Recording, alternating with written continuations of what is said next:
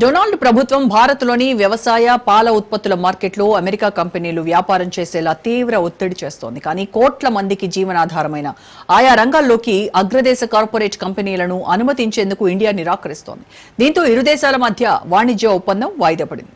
అంతేకాదు రష్యా చమురును సాకుగా చూపుతూ భారత్పై అత్యధికంగా టారిఫ్స్ విధించింది.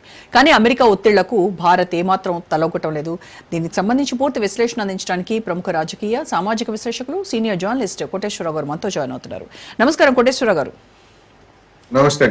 సో కోటేశ్వర గారు, ఈ ట్రంప్ టారిఫ్ పాలసీ ఏదైతే ఉందో ఇది అమెరికా ఆర్థిక వ్యవస్థపై అంటే ఇప్పుడు ఇమ్మీడియట్ గా ఏం ప్రభావం చూపించకపోయినా లాంగ్ టర్మ్ లో మాత్రం దీనిపైన ఈ విషయంలో ఖచ్చితంగా అమెరికాపై ఆర్థిక వ్యవస్థపై ప్రభావం పడేటువంటి అవకాశం లేదంటారా?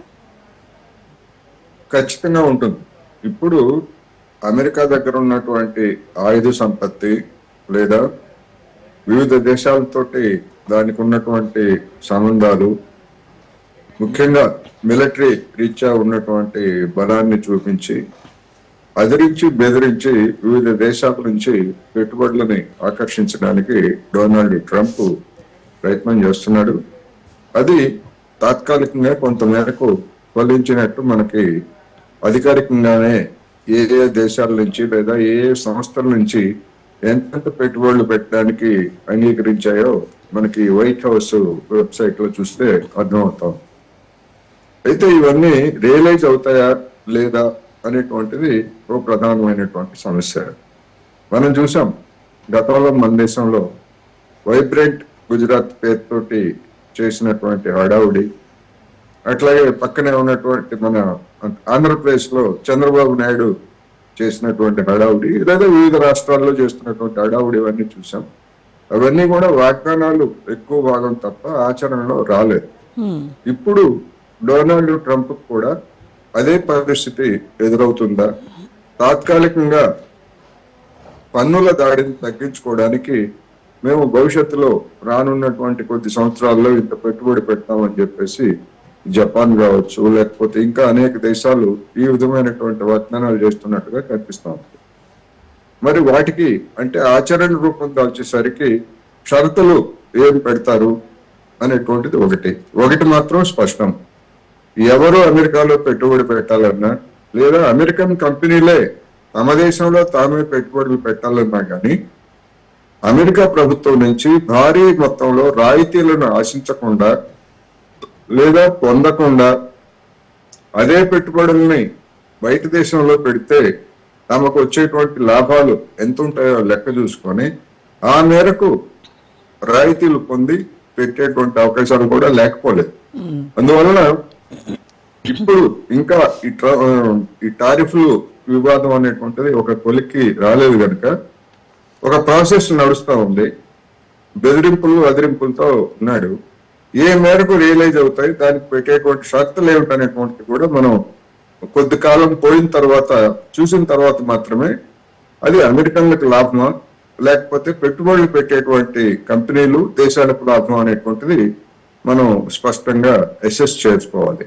అప్పటి వరకు అవునని కానీ కాదని కానీ ఒక నిర్దిష్టమైనటువంటి ఒపీనియన్కి రాలేదు. అయితే ట్రంప్ అసలు ఎవరితో జెన్యూన్ గా ఫ్రెండ్షిప్ చేస్తున్నాడు, ఎవరితో చేసేటువంటి రిలేషన్షిప్ కి ఒక శాంటిటీ ఉంది, అసలు ఏ దేశం అని లేదు. అంటే భారత్తో ముందు నుంచి India is my friend, Modi is my friend అని చెప్తూనే మన పైన వడ్డించాల్సిన వడ్డించాడు. అలాగే చూస్తే అటు దక్షిణ కొరియా కావచ్చు, జపాన్ కావచ్చు, యూరోపియన్ యూనియన్ వీళ్ళందరూ చాలా మిత్ర దేశాలుగా ఉన్నటువంటి వాళ్ళపైన కూడా అసలు ఏమాత్రం ఇది లేకుండా పన్నుల వడ్డింపు చేస్తూ ఉన్నాడు. అంటే ఈ ఒత్తిడి తట్టుకోలేక ఏదో కొంత పెట్టుబడి పెడితే పోలే ఎందుకు వీడితో గోల్ అన్నట్టుగా వాళ్ళు ఒప్పందాలు కుదుర్చుకుంటున్నారు. కానీ మరి ఇది లాంగ్ రన్ లో ఎంతవరకు సస్టైన్ అవుతాయంటారు?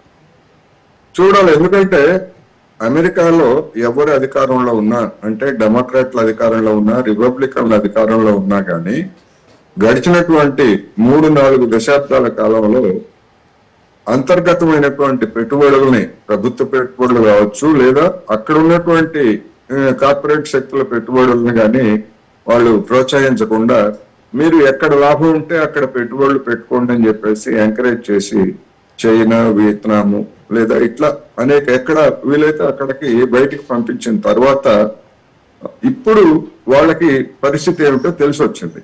వాళ్ళ చేతుల్లో స్థానికంగా ఉత్పత్తి అంటే వినిమయ వస్తువులను కూడా ఉత్పత్తి చేసేటువంటి స్థితిలో ఇవాళ అమెరికాలో లేవు.